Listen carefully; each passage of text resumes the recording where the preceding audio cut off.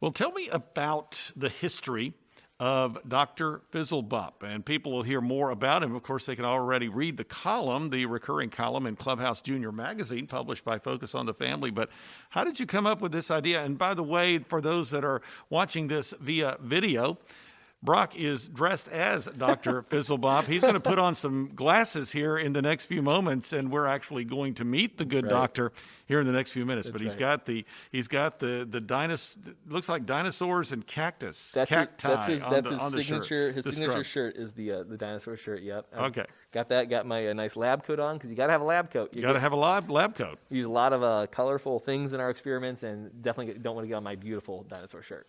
So tell us about the genesis of Dr. Fizzlebop. Well, it's actually really simple. I've never been a writer growing up, but God's given me some really cool opportunities since about 2010. And my agent says I have a lot of ideas, and so I'm always like come with new ideas. And so Jesse Floria, he's a good friend, and he's the editor of Clubhouse and Clubhouse Junior. And I said, hey, I would like to do a recurring column. I'm thinking about doing an experiment. What do you think? So we sat down and brainstormed, and I had this idea for Dr. Fizzlebop. And so that's all. It was very simple. And so I started with about 3 to 4 experiments per year, and they were just kind of every couple months, and they'd appear in Club Junior. That's where it began in 2016. And then last year, 2020, pandemic comes, right? We're all stuck at home, don't have anywhere to go. And Linda Howard at Tyndale says, hey, Brock, how would you like to host our virtual summer camp we're going to put on this year? I said, oh, you know me, I'm always in. So I said, well, what's it look like? And she goes, I don't know, let's figure it out. And so I was asked to be the host. They were looking for somebody to do a science day on Thursdays. And I said, hey, I've got this character named Dr. Fizzlebop. I would love to bring him to life. And she said, let's do it. So I ordered my lab coat. I ordered my dinosaur shirt, my glasses, and he came to life. Brock Eastman joining us today, a.k.a. his alter ego, Dr. Phineas Einstein Fizzlebop, here on the Meeting House on Faith Radio CPE Winter 2021. Yes, we have the transformation now. Brock is now Dr. Fizzlebop. So give us an idea, sir.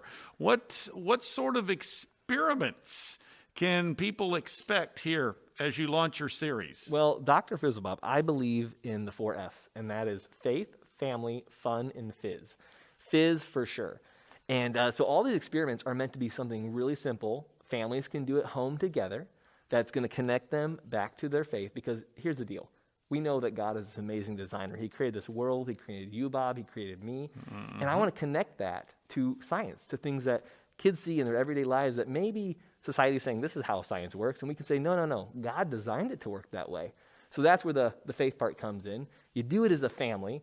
I think they're all a lot of fun. I got 4 kids, Brock has 4 kids of his own, and they love the experiments. And then we try to add fizz whenever we can. It doesn't always work, but we try to add fizz. So if you add fizz, I'm sure you get some Mentos and some Coke or Diet Coke. What was the familiar experiment back in the day? That's plenty of fizz. Oh yeah. Right? Yeah, I remember sitting in our church gymnasium, and they lined up like 10 bottles of Diet Coke, dropped those. Oh, as a little boy, I thought that was the coolest thing.